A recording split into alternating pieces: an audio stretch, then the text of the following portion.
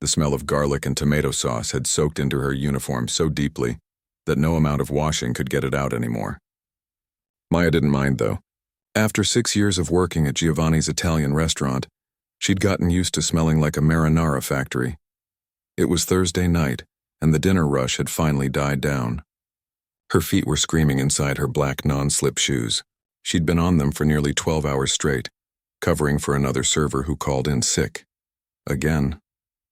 Maya suspected she wasn't really sick, but what could she do? Bills didn't pay themselves.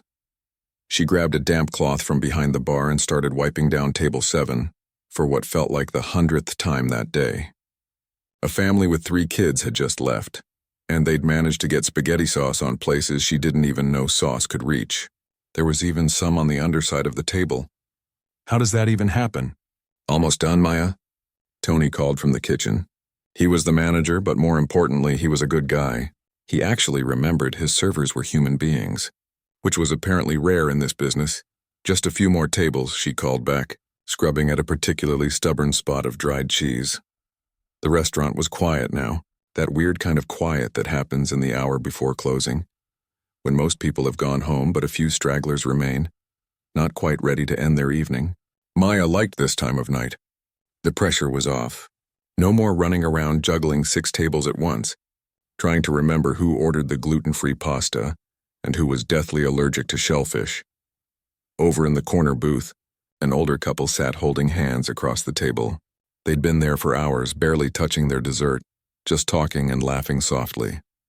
Maya had served them earlier, and the man had mentioned it was their 40th wedding anniversary. 40 years. She couldn't even imagine it. Near the window, 4 people in business suits were finishing off their second bottle of wine, their conversation full of words like quarterly reports and market projections. They'd stopped noticing their surroundings hours ago, too wrapped up in their work talk. Maya moved to the last dirty table, her mind already racing ahead to everything she needed to do tomorrow. Her rent was due. She had to call her mom. There was laundry piling up in her apartment that she'd been ignoring for a week. And somewhere in all of that, she needed to find time to practice. The piano. She'd been thinking about it all day. Her eyes drifted to the old upright piano sitting against the far wall, half hidden behind a drooping ficus plant that Tony kept forgetting to water. The piano had been there since the restaurant opened back in the 80s. Tony's father used to play it for the customers every Friday and Saturday night, back when this place was the hottest spot in town. Now it just sat there, covered with a protective cloth that had faded from red to a dusty pink over the years. Sometimes people asked if they could play it, usually after a few too many glasses of wine. Tony always politely declined. That piano meant something to him, Maya knew. It wasn't just decoration, but Maya had a secret. Tony had given her permission to play it as long as it was after hours and the place was nearly empty. He'd heard her mention once that she studied piano, and he'd said his father would have wanted the instrument to be used. That was Tony for you, soft-hearted under all the restaurant manager gruffness. She hadn't played it much, though, maybe 5 or 6 times in the past year. Something always held her back. Fear maybe, or shame, or just the exhaustion that came from working double shifts and trying to keep her dreams alive on whatever energy she had left. Maya finished wiping the last table and carried the dirty cloth back to the kitchen. Her tips for the night sat in her apron pocket, a modest pile of bills and coins that would help cover groceries this week. Not great, not terrible, just enough to keep going. You heading out? Tony asked, hanging up his chef's coat. His own shift had started at 6 that morning. They were both running on fumes. Yeah, I think so, Maya said, untying her apron. But she didn't move toward the door, Tony noticed. He noticed everything. You want to play for a bit? She hesitated. It had been a long day. She should go home, take a hot shower, fall into bed. That's what a sensible person would do. Just for a few minutes, she heard herself say. Tony smiled. Take your time. I've got paperwork anyway. Maya walked slowly toward the piano, her heart starting to beat a little faster. This always happened. No matter how many times she sat down at a keyboard, there was always that flutter of nervousness in her chest, that voice in her head reminding her of everything that had gone wrong 3 years ago. The conservatory audition. She'd prepared for months, practiced until her fingers hurt, until she could play her pieces in her sleep. The day of the audition, she'd walked into that bright room with its perfect acoustics and expensive grand piano, and she'd frozen. Completely frozen. Her hands had shaken so badly she could barely play the first measure. She'd stumbled through her prepared pieces like a beginner, missing notes, losing tempo, feeling the judge's eyes on her with every mistake. The rejection letter came 2 weeks later. They'd been very polite about it. Very professional. But the message was clear: she wasn't good enough. Not for them. Not for that world. That was supposed to be her big shot. Her chance to turn music from a dream into a career. Instead, she'd gone back to waiting tables full-time, practicing alone in her tiny apartment where no one could hear her mess up. She lifted the faded cover off the piano and folded it carefully, setting it aside. The wood underneath was scarred and scratched, but someone had been taking care of it. The keys were clean, the bench sturdy. She sat down and tested a few notes. It was in tune. Surprisingly well tuned, actually. Tony must have had someone come in recently. The anniversary couple glanced over at the sound, mildly curious. The business people didn't even look up. Maya's hands hovered over the keys. What should she play? Her mind felt blank, exhausted from the long day. She couldn't remember any of the complicated pieces she'd been working on. Her brain was too tired for Rachmaninoff or Liszt, so she started with something simple. Just a melody, really. A few notes strung together, soft and gentle. Nothing fancy. Nothing that would draw attention. Just sound filling the empty space, keeping her company at the end of a long day. Her shoulders began to relax. This was okay. This was safe. No judges here. No expectations. Just her and the piano and the quiet restaurant winding down for the night. Her fingers found their way to a piece she knew by heart. A Chopin nocturne. She'd played it 10,000 times alone in her apartment in the dark, when the rest of the world was sleeping. Maybe tonight, she thought, she could play it one more time, just once more, while nobody was really listening. The first notes came out softer than Maya intended. Her fingers felt stiff like they always did at the start. She had to coax them into moving, remind them of what they already knew. The Chopin nocturne began slowly, carefully, each note precise but distant, like she was watching someone else play. She kept her eyes on the keys, focusing on the familiar patterns. Left hand maintaining the steady rhythm, right hand carrying the melody. This was the safe part, the part she could do in her sleep. Nothing complicated yet, just the gentle opening that anyone who'd taken a few piano lessons could probably manage. The anniversary couple was still talking quietly, their voices a soft murmur in the background. The business people had moved on to discussing someone's golf game. Maya could hear Tony in the back office, the sound of papers shuffling and a drawer opening and closing. Normal sounds. Restaurant sounds. Nothing had changed, except something was changing in her hands. The stiffness was leaving. Her fingers were warming up, remembering. Not just the notes, but the feeling behind them. Chopin wrote this piece in the middle of the night, alone, probably by candlelight. She'd read that somewhere. He was sick, far from home, missing everything he'd left behind. And somehow he'd taken all that loneliness and longing and turned it into this. Maya's hands began to move with more confidence. The notes started to flow instead of just existing. She pressed a little harder on certain keys, let others whisper. The melody began to breathe. She wasn't thinking about the conservatory anymore. Wasn't thinking about the judges or the rejection letter or the 3 years she'd spent wondering if she'd given up too easily. Right now, there was just this moment, this piano. This music that had lived in her fingers for so long it had become part of her. The nocturne moved into its second section, where things got more complex. Her right hand climbed higher on the keyboard, while her left hand created a rolling pattern underneath like waves on a shore. This was the part that had taken her months to learn, back when she was 19, and believed she could be a concert pianist if she just worked hard enough. Her wrists lifted and fell naturally, the way her first teacher had shown her when she was 8 years old. Mrs. Chen. She'd taught piano in her living room, surrounded by photographs of her own children and the smell of jasmine tea. Maya could still hear her voice sometimes when she played. Let your hands dance, not march. Music is alive, not a soldier. The melody swooped and soared, and Maya followed it without thinking, her eyes closed. She didn't need to see the keys anymore. Her hands knew where to go. They'd been going there for years in her apartment after work when she was too tired to do anything else, but still needed this. Still needed to feel like she was more than just someone who carried plates and remembered drink orders. The music got louder, not aggressive but fuller, richer, like something blooming. The notes cascaded down the keyboard in a series of arpeggios, each one perfectly placed. Her fingers moving faster now, confident, sure. This was the part she loved. The part where she could let go and trust herself. Behind her, though she didn't notice, the conversation at the anniversary table had stopped. The woman's hand had paused halfway to her wine glass. She was staring at the back of Maya's head, her mouth slightly open. The business people had gone quiet too. One of them, a man in his 50s with gray at his temples, had turned his chair slightly toward the piano. He wasn't checking his phone anymore. He was listening. Tony had come out of his office and was standing in the kitchen doorway, the paperwork forgotten in his hand. He'd heard Maya play before, but not like this. Not with this kind of intensity. He leaned against the doorframe, careful not to make any noise that might break the spell. Maya's hands moved through a series of trills, delicate and precise, like rain on a window.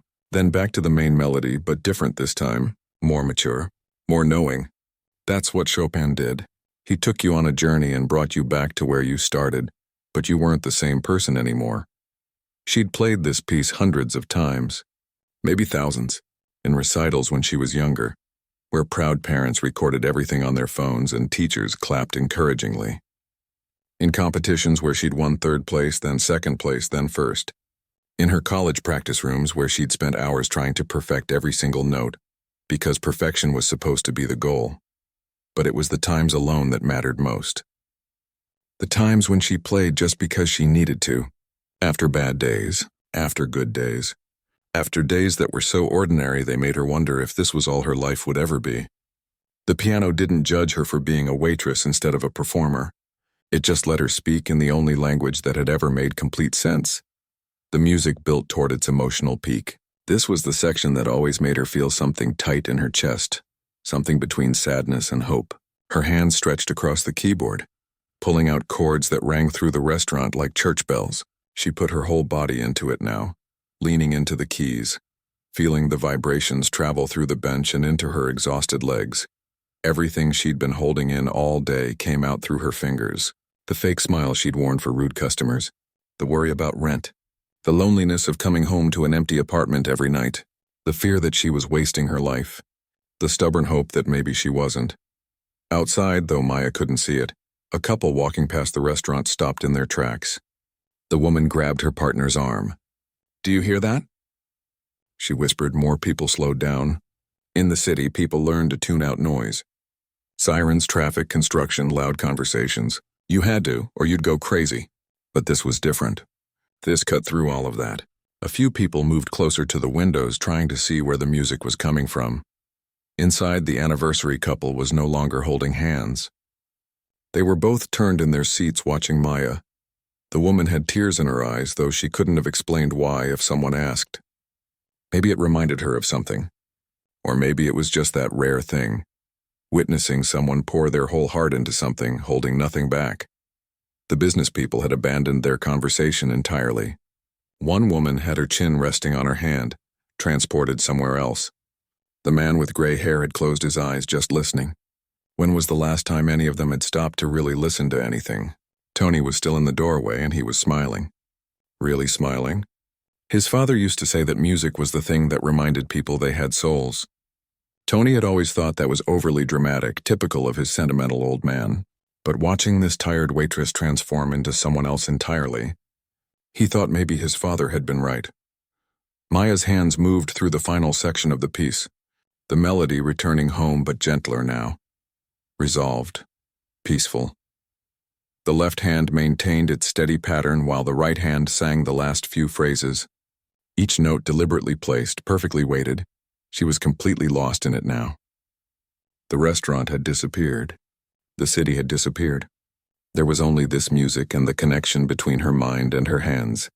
That mysterious thing that happened when everything clicked and you stopped trying and just let yourself be. The last notes hung in the air, soft and final. Her hands lifted from the keys slowly, reluctantly, like saying goodbye to someone you love. For a moment there was complete silence. Maya opened her eyes and blinked, coming back to herself. coming back to the restaurant. She suddenly felt very exposed, very vulnerable. Had she really just done that? And then the room erupted. The sound of clapping jolted Maya back to reality like someone had thrown cold water on her.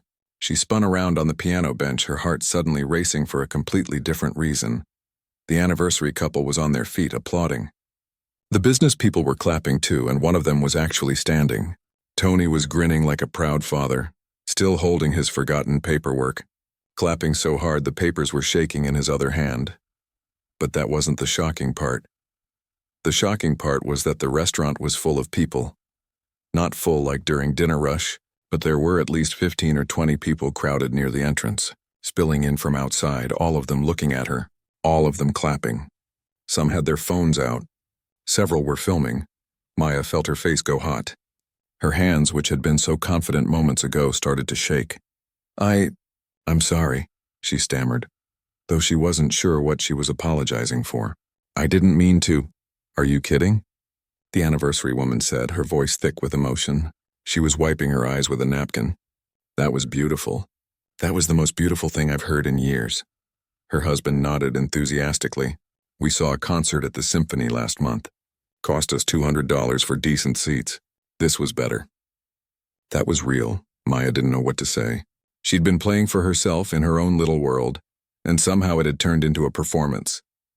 Into something public. The exposure made her skin crawl.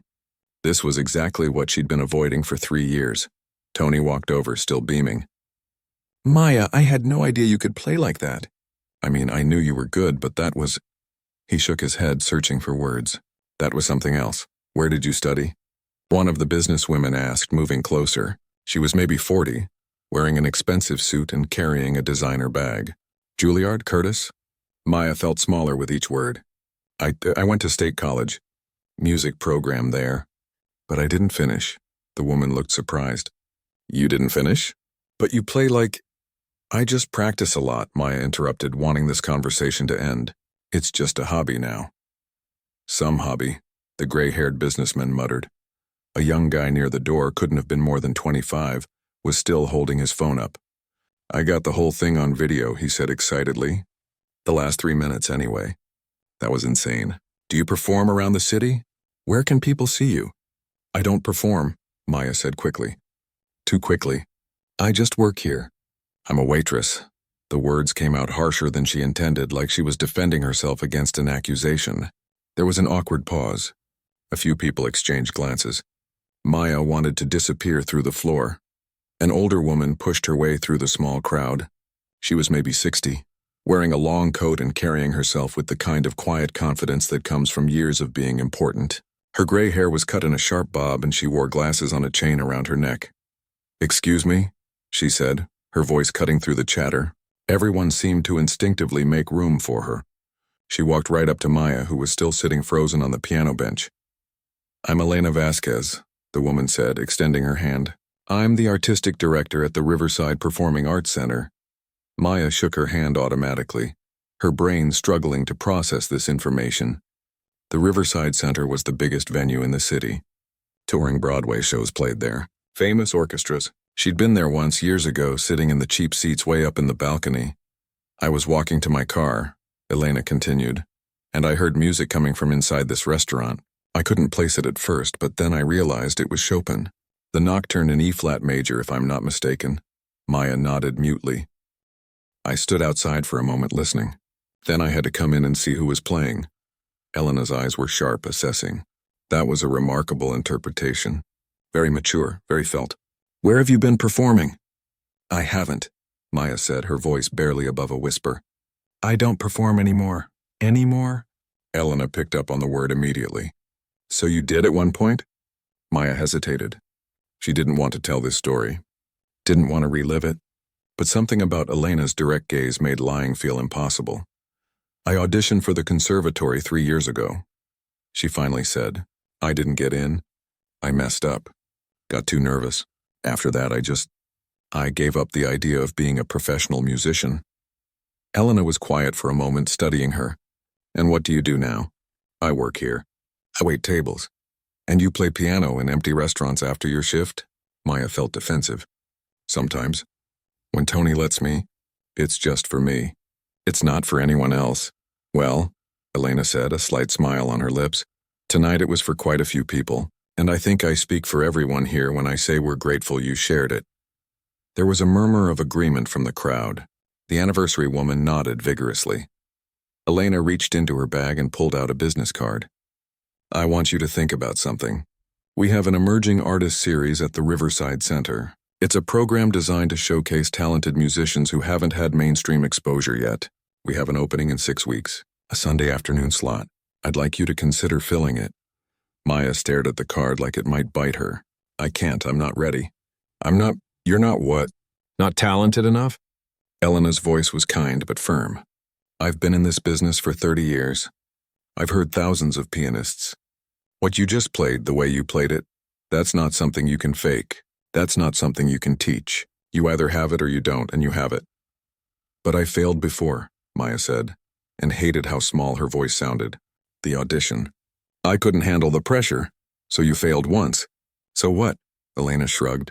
Every great musician has failed. The difference between them and everyone else is they got back up. They tried again. Tony stepped forward. Maya, you should do this. Seriously, I'll give you time off work. Whatever you need. The anniversary woman spoke up too. Please do it. The world needs to hear you play. Maya looked around at all these faces, these strangers who had stumbled into her private moment and were now trying to push her towards something that terrified her. Part of her wanted to run, to make up an excuse and get out of there as fast as possible. But another part of her, a part she'd been trying to ignore for 3 years, was whispering something different. This is your chance. This is your second chance, I don't know, she said finally, taking the card from Elena. I need to think about it. That's fair, Elena said. My number's on there. Call me within the week if you're interested. But Maya? She waited until Maya met her eyes. Don't let fear make this decision for you. You're better than that. Your music is better than that. The crowd started to disperse slowly, people trickling back out onto the street. A few stopped to thank Maya again, to tell her how much they'd enjoyed the music. The young guy with the phone lingered, looking like he wanted to say something else, but eventually he left too. Finally, it was just Maya, Tony, and the anniversary couple, who were gathering their things to leave. Thank you for that gift, the woman said, stopping by the piano. Today is our 40th anniversary, and that was the best present we could have asked for. We'll remember this night for the rest of our lives. After they left, Tony locked the front door and flipped the sign to closed. Maya was still sitting at the piano bench holding Elena's business card, staring at nothing. You okay? Tony asked gently. Maya wasn't sure how to answer that. Was she okay? She felt like she'd been hit by a truck, like her whole carefully constructed life had just been knocked sideways. My hands are shaking, she said. Tony pulled up a chair and sat down next to her. That's adrenaline. That's normal. I don't know if I can do what she's asking. Can't? Or scared to? Maya looked at him. Tony wasn't a philosopher. He managed a restaurant. He dealt with food suppliers and health inspectors and employees who called in sick on Saturday nights. But right now he was looking at her with more understanding than she'd expected. Both, she admitted. That's honest, at least. Tony was quiet for a moment. My father played that piano for 20 years. Every weekend. He loved it. But you know what he told me once? He said the scariest part was always sitting down at the bench. Once his hands touched the keys, the fear went away. It was the before part that got him. Maya looked down at the card in her hands. Elena Vasquez, artistic director. There was a phone number and an email address. Such a small thing. Such a huge thing. What if I mess up again? She whispered. What if you don't? The question hung in the air between them. Outside, the city continued its endless movement. Cars passed by. People walked home from bars and late dinners. The world kept turning, indifferent to one waitress sitting at a piano, holding a business card that might change everything. Maya folded the card carefully and put it in her pocket. She didn't know what she was going to do yet. But at least she hadn't thrown it away. Maya didn't sleep that night. She lay in bed staring at the ceiling of her tiny apartment, Elena's business card sitting on her nightstand like it was radioactive. Every time she closed her eyes, she saw the faces of those people in the restaurant, heard their applause, felt that mixture of terror and exhilaration all over again. Around 3 in the morning, she gave up on sleep and made coffee. Her phone sat on the kitchen counter where she'd left it. She'd turned it off before bed, something she never did. Now she powered it back on and it immediately started buzzing, and buzzing, and buzzing. What on earth? She muttered, watching notification after notification flood her screen. The young guy from the restaurant had posted his video. Of course he had. People always did these days. Maya clicked on it with shaking hands, almost afraid to look. The video quality was decent considering it was shot on a phone. You could see her back, her hands moving across the keys, and the expression of complete absorption on her profile when she turned slightly. The sound quality was surprisingly good too. You could hear every note, every nuance. The video was 3 minutes and 47 seconds long. It had been posted 4 hours ago. It had 63,000 views. Maya nearly dropped her phone. 63,000? That couldn't be right. She refreshed the page. 71,000. The number kept climbing as she watched, like some kind of broken slot machine. The comment section was flooded. Hundreds of them. Thousands, maybe. Who is this woman? She's incredible. I can't believe she just works in a restaurant. She should be performing at Carnegie Hall. This made me cry. Real music. Real emotion. Not the manufactured stuff you hear everywhere. Does anyone know her name? I need to hear more. The way she plays that nocturne. I've heard it 100 times, but never like this. Some comments were simpler, just heart emojis, prayer hands, fire symbols, people tagging their friends. You have to watch this. Maya set the phone down and backed away from it like it might explode. This wasn't real. This couldn't be real. Things like this didn't happen to people like her. They happened to other people. Lucky people. Special people. She was just a waitress who played piano in her spare time. Except now 60-something thousand people had watched her play. And based on how fast those numbers were climbing, a lot more were going to see it before the day was over. Her phone started ringing. An unknown number. Maya stared at it, frozen. It rang and rang until it went to voicemail. 30 seconds later it rang again. Different number. She didn't answer that one either. By the time the sun came up, Maya had received 17 phone calls, 42 text messages from people she'd never heard of, and hundreds of social media notifications. The video had crossed 200,000 views. Someone had shared it on another platform, then another. It was spreading like wildfire. Her phone rang again. This time she recognized the number. Tony, please tell me you've seen it, he said the moment she answered. I've seen it. Maya, this is huge. Do you understand? You're going viral. People are calling the restaurant asking about you. I've had 3 different reporters leave messages wanting to do interviews. I don't want to do interviews, Maya said, hearing the panic in her own voice. I didn't ask for this. I was just playing for myself. I know. But listen, this could be really good for you. This is exposure. The kind of exposure musicians pay publicists thousands of dollars to get, and you got it by accident. Maya was quiet. Her coffee had gone cold.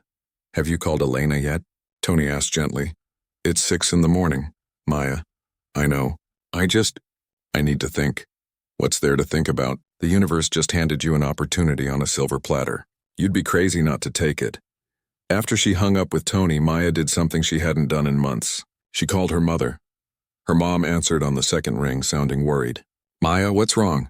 You never call this early. Nothing's wrong. I mean, something happened, but it's not bad. I don't think it's bad. I don't know what it is. She told her mother everything. The restaurant, the piano, Elena, the video, all of it spilled out in a rushed, jumbled mess. Her mother was quiet for a long moment after Maya finished. Then she said, Do you remember what you told me after the conservatory audition? Maya closed her eyes. Mom, I don't want to talk about that. You said you were never playing in front of people again. You said you were done trying to be something you weren't meant to be. Her mother's voice was soft, not accusatory. I thought you were wrong then, and I still think you're wrong now. But I respected your choice because you're an adult and it was your life to live. Where are you going with this? I'm saying that maybe this happened for a reason. Maybe you needed 3 years to figure out that you weren't playing for judges or for some conservatory that didn't deserve you. Maybe you needed to learn to play for yourself first. And now that you have, maybe you're ready to share it with the world. Maya felt tears prickling her eyes. What if I fail again? Then you fail, so what? At least you tried. At least you didn't spend the rest of your life wondering what might have happened if you'd been brave enough to try one more time. After talking to her mother, Maya took a shower and got dressed. She made more coffee. She looked at Elena's card about 100 times. And finally, around 9 o'clock, she called the number. Elena answered on the first ring. I was wondering when I'd hear from you. You saw the video. Everyone's seen the video. It's all over my feed. I've had 3 board members text me this morning asking if the viral piano waitress is the same person I was telling them about last night. Maya felt overwhelmed. This is all happening so fast. That's how the internet works. You go to bed a waitress, you wake up famous. Well, internet famous anyway. The question is, what are you going to do about it? I don't know. That's why I'm calling. Elena was quiet for a moment, and when she spoke again, her voice was different, less businesslike, more human. Can I tell you something? I've been doing this job for a long time. I've worked with musicians who had all the technical skill in the world but no soul. And I've worked with musicians who had so much soul they could make you cry, but they couldn't handle the pressure. The rare ones, the special ones, are the people who have both, the skill and the heart, and the courage to put themselves out there despite their fear. I'm not courageous, Maya said quietly. You played that nocturne last night like you were bearing your soul to a room full of strangers. That's courage, whether you realize it or not. Maya walked to her window and looked out at the city waking up, people heading to work, living their normal lives. 24 hours ago, she was one of them, just another person in the crowd. Now she felt like she was standing at a crossroads, and whichever direction she chose would determine everything that came after. If I say yes to the concert, Maya said slowly, what would it involve? Elena launched into the details. The Riverside Center's Emerging Artists Series happened once a month. Sunday afternoons at 2 o'clock. The audience was usually around 300 people, mostly season ticket holders and classical music enthusiasts. Maya would need to prepare about 45 minutes of music. There would be a rehearsal with the hall's acoustic technician. Maybe some light publicity, though given the video, that was probably going to handle itself. We'd pay you $1,500, Elena added. I know that's not much in the grand scheme of things, but it's standard for the series. $1,500. That was more than Maya made in 2 weeks at the restaurant. For doing something she loved. Something she would do for free. Something she did do for free in her apartment where nobody could hear her. I need to practice, Maya said. I'd need access to a good piano. I have a keyboard at home, but it's not the same. Come to the center. We have practice rooms. I'll arrange access for you. You can come whenever you want. It was all happening so fast. Too fast. But Maya thought about what her mother had said. About being brave enough to try. About not spending the rest of her life wondering. Okay, she heard herself say. I'll do it. Elena let out a breath. Wonderful. Truly. I think you're making the right choice. After she hung up, Maya sat down on her couch and let the reality sink in. She'd just agreed to perform at the Riverside Performing Arts Center, in front of 300 people. In 6 weeks, her phone buzzed again. Another notification about the video. It was at 500,000 views now. The numbers were becoming meaningless, abstract. She clicked on the comments again, scrolling through. One caught her eye. I showed this to my daughter who just quit piano lessons. She watched it 3 times and asked if she could start again. Thank you for reminding us why music matters. Maya read it twice. Then a 3rd time, maybe Tony was right. Maybe this wasn't just about her anymore. Maybe when you put something beautiful into the world, it stopped being yours and started belonging to everyone who needed it. She picked up her phone and texted Tony. I'm doing the concert. I'm going to need some time off to practice. A lot of time off. His response came back immediately. Take whatever you need. I'm proud of you. Then she texted her mother. You were right. I'm going to try. Her mother sent back a single word. Finally. Maya stood up and walked to her keyboard, the cheap digital one she'd bought used 5 years ago. It wasn't much, but it had gotten her through countless hours of practice. She sat down and placed her hands on the keys. 6 weeks. She had 6 weeks to prepare. 6 weeks to become someone who could stand on that stage and not fall apart. 6 weeks to prove to herself that she was more than her failures. She started to play, and this time she wasn't thinking about the past. She was thinking about the future, about possibility, about second chances, and maybe, just maybe, about hope. The 6 weeks that followed were the strangest of Maya's life. She cut back her hours at the restaurant to part-time, which felt terrifying and liberating at the same time. For years, her entire identity had been wrapped up in work and survival. Now she had hours every day to just practice, to just be a musician. Elena had been true to her word. Maya had access to a beautiful practice room at the Riverside Center whenever she wanted it. The piano there was a Steinway grand, the kind she'd only dreamed of playing regularly. The first time she sat down at it, she'd almost cried. The touch was so responsive, so alive. It was like driving a sports car after years of riding a bicycle. She practiced 4, sometimes 5 hours a day. Her fingers developed new calluses. Her back ached from sitting at the bench. But she didn't mind. This was what she'd been missing. This was what she was supposed to be doing. The video had continued to spread. Over 3 million views now. News outlets had picked up the story. Viral waitress pianist to perform at Riverside Center. The local paper did a feature. A morning show wanted her to come on for an interview. Maya declined most of it. She didn't want to be famous. She just wanted to play, but the attention did bring unexpected gifts. A piano teacher from across town reached out, offering her a job teaching beginners.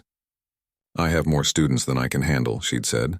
"And after seeing you play, I think you'd be wonderful at it. Plus the schedule is flexible." Maya said yes. Teaching turned out to be something she was good at, something she enjoyed. The kids didn't care that she hadn't graduated from a conservatory. They just cared that she was patient and made piano fun and could play songs they actually wanted to hear. Giovanni's had become something of a tourist spot. People came hoping to see Maya play, disappointed to find out she only worked a couple of shifts a week now. Tony had started hanging a small framed photo near the piano with a caption, "The piano that started it all." He thought it was funny. Maya thought it was embarrassing, but she had to admit, business was good. The anniversary couple came back to eat there every week. They always requested the same table and always asked about Maya's preparations. They'd already bought tickets to the concert. Front row. As the concert date approached, Maya's old fears started creeping back in. What if she froze again? What if her hands shook? What if she disappointed all these people who believed in her? She called her mother during a particularly bad moment of doubt, 2 weeks before the performance. "I don't think I can do this," Maya said, her voice shaking. "Everyone expects so much now. What if I'm not as good as they think I am?" "Then you'll be exactly as good as you actually are," her mother replied calmly. "Which is very good. The question isn't whether you're good enough. The question is whether you're going to let fear make your decisions again." That hit hard. Maya sat with those words for a long time after they hung up. Elena scheduled a dress rehearsal for the day before the concert. Maya arrived at the Riverside Center early, her stomach in knots. The building looked different knowing she was about to perform there. Bigger, more intimidating. The concert hall was empty except for Elena and a sound technician. 300 empty seats stared back at Maya like a challenge. The stage was enormous with professional lighting and a gorgeous grand piano positioned in the center, gleaming under the spotlights. "Whenever you're ready," Elena called from the middle of the auditorium. Maya walked onto the stage. Her footsteps echoed. She sat at the piano, adjusted the bench, and looked out at all those empty seats. Tomorrow they'd be filled with people. People who had paid to see her. People who expected something special. Her hands were shaking. She placed them on the keys and took a deep breath. Then another. She thought about that night at the restaurant. She hadn't been playing for an audience then. She'd been playing for herself. For the pure joy and release of it. That's what she needed to remember. Maya started with a Bach prelude, something technical to warm up. Her fingers stumbled over a passage she'd played perfectly 100 times. She stopped, frustrated. "It's okay," Elena called out. "This is what rehearsal is for." "Try again." Maya tried again, and again. Slowly, the nervousness began to ease. The acoustics in the hall were incredible. Every note rang clear and pure. The piano responded to her slightest touch. She moved through her planned program. The Bach, a Beethoven sonata, 2 Chopin pieces including the Nocturne, and finishing with something more modern and upbeat. By the end, she was sweating but smiling. "That was beautiful," Elena said, walking up to the stage. "There were a few rough spots, but that's fine. Tomorrow, just remember why you're doing this. You're not playing to impress anyone. You're playing to share something you love. There's a difference. That night Maya barely slept. She kept running through the pieces in her head, her fingers moving on invisible keys. She thought about the conservatory audition, how badly she'd wanted to impress the judges, how the pressure had crushed her. This time felt different, but the fear was still there, lurking in the background. Sunday morning arrived too quickly. Maya put on the simple black dress she'd bought for the occasion. Nothing fancy. She didn't want to pretend to be something she wasn't. She was who she was, a waitress who played piano, or maybe a pianist who waited tables. The order didn't matter anymore. Tony had closed the restaurant for the afternoon so the entire staff could attend. History in the making, he'd said. Her mom had flown in along with her aunt and uncle. Mrs. Chen, her first piano teacher, had somehow heard about the concert and sent flowers with a note. Let your hands dance. So proud of you. Maya arrived at the Riverside Center 2 hours early. Elena met her backstage, calm and reassuring. How are you feeling? Terrified, Maya admitted. Good, that means you care. Just channel it into the music. As showtime approached, Maya could hear the audience filing in. The murmur of voices, the shuffling of programs. Her heart was pounding so hard she thought it might break through her ribs. She peeked through the curtain and saw the seats filling up. The anniversary couple in the front row waving when they spotted her. Tony and the restaurant crew taking up an entire section. Her mother dabbing her eyes with a tissue even though nothing had happened yet. And hundreds of other faces. Strangers who'd seen the video. Music lovers. Curious people. All of them here because of 3 minutes and 47 seconds filmed on a phone in a restaurant. Elena appeared at her elbow. 5 minutes. You've got this. Maya nodded, not trusting herself to speak. Those 5 minutes felt like 5 seconds and 5 hours at the same time. Then Elena was announcing her, talking about the viral video and the emerging artist series and the importance of supporting local musicians. The audience applauded, and it was time. Maya walked onto the stage. The lights were bright. The piano was waiting. She sat down, adjusted the bench exactly how she liked it, and looked out at the sea of faces. For a moment, everything went quiet in her head. This was it, the moment she'd been terrified of for 3 years. The moment she'd convinced herself she could never face again. But then something shifted. She looked at her mother in the audience, tears already streaming down her face. At Tony grinning proudly. At the anniversary couple holding hands. At all these people who'd shown up, not because she was famous or because she'd gone to some prestigious school, but because she'd played with her whole heart in a little Italian restaurant, and it had meant something to them. She wasn't playing for judges today. She wasn't playing to prove anything or to be perfect. She was playing to share something beautiful, to give back some of what music had given her. Maya placed her hands on the keys, and suddenly the fear dissolved. It didn't disappear completely, but it transformed into something else. Energy, excitement, possibility. She started to play. The Bach prelude flowed from her fingers like water. Clear, precise, joyful, she could feel the audience settling in, giving her their attention. The Beethoven sonata came next, powerful and dramatic. She put everything into it, her whole body engaged. The music filling every corner of the hall. When she began the Chopin Nocturne, the piece from that night at the restaurant, she heard someone in the audience sigh softly. This was the one they'd come for. The one they'd watched 3 million times online. But Maya wasn't thinking about the video. She was thinking about what this piece meant to her. All those nights playing alone in her apartment. All those years of wondering if she'd given up too easily.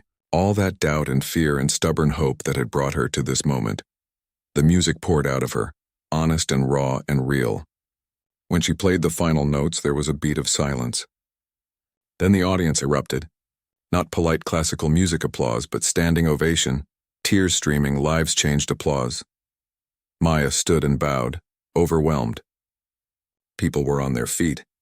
Her mother was sobbing. Tony was cheering.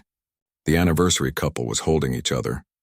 Elena stood at the side of the stage, smiling like she'd known this would happen all along. In that moment, Maya understood something she hadn't before. The conservatory rejection hadn't been the end of her story. It had just been a chapter. A painful one, sure, but not the final one. She'd needed those 3 years. Needed to work at the restaurant, to struggle, to find out who she was when nobody was watching.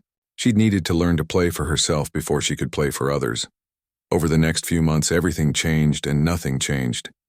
Maya kept teaching piano to kids who reminded her of herself at that age. She kept picking up shifts at Giovanni's because she liked the people, and honestly, the tips still helped. But she also started performing regularly. Small venues at first, then bigger ones. Word spread, not because she was trying to be famous, but because she played with the kind of authenticity that people hungered for. She never forgot where it started, though. That tired evening in an Italian restaurant, when she'd sat down at an old piano just wanting to feel like herself for a few minutes. When she'd played for nobody and ended up playing for everybody. Sometimes the best performances, Maya learned, are the ones you give when you think nobody's watching. When you're just being true to yourself, when you let your hands dance instead of march, when you play not to be perfect but to be real.